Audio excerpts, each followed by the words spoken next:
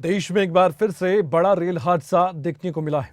ये हादसा आंध्र प्रदेश के विजयनगरम जिले में सामने आया, जहां पर दो ट्रेनों की आपस में टक्कर हो गई। कई डिब्बे डीरेल हो गए। इस रेल हादसे में 12 से ज्यादा यात्रियों की मौत की खबर सामने आ चुकी है। यह आंकड़ा बढ़ चुका है, जबकि 50 से ज्यादा लोग घायल बताए गए। सवाल ये था कि हादसा हुआ कैसे।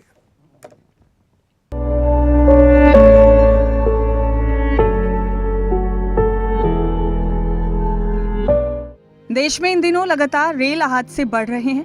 ऐसा हम इसलिए कह रहे हैं क्योंकि अभी उड़ीसा ट्रेन हादसे को लोग भूले भी नहीं थे कि बक्सर में एक बड़ा ट्रेन हादसा हो गया। और अभी तो बक्सर रेल हादसे को 1 महीना भी पूरा नहीं हुआ कि आंध्र प्रदेश से रेल हादसे की तस्वीरें सामने आ गई। इन तस्वीरों को गौर से देखिए, जो अपनी पूरी दास्तान बयां करने के लिए काफी है। आंध्र प्रदेश के विजयनगरम जिले में रविवार को 2 पैसेंजर ट्रेन में टक्कर हो गई।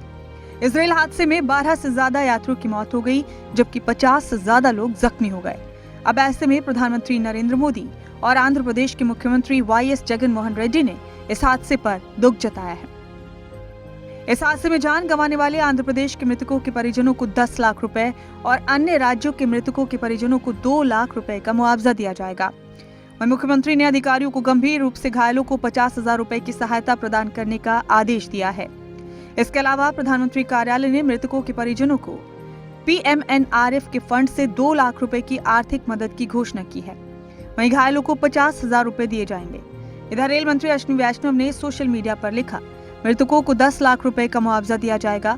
गंभीर रूप से घायल यात्रियों को 2 लाख रुपए का मुआवजा और जिन यात्रियों को हल्की चोट आई है उन्हें 50,000 रुपए का मुआवजा दिया जाएगा।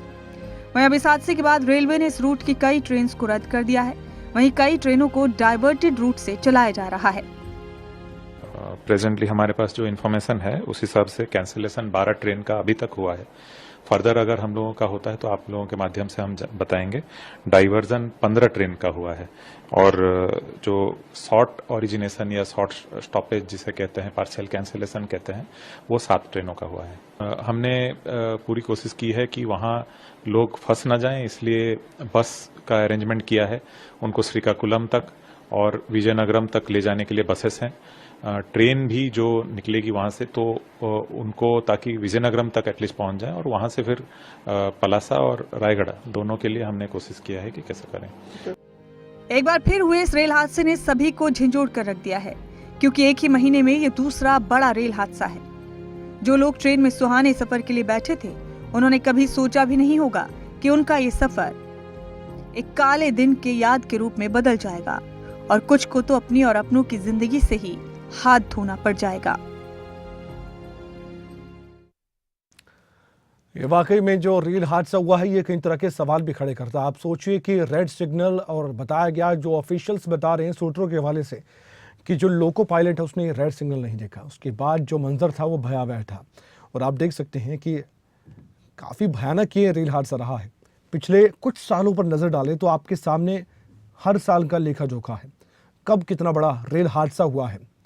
रेल प्रशासन और रेलवे मंत्रालय को कम से कम इस पर गौर करना चाहिए कि रेलवे का सफ़र एक सुरक्षित सफ़र माना जाता है, लेकिन क्या वाकई में सुरक्षित सफ़र है रेल का? जब से हादसे आए हैं तब से सवाल उठ रहे हैं।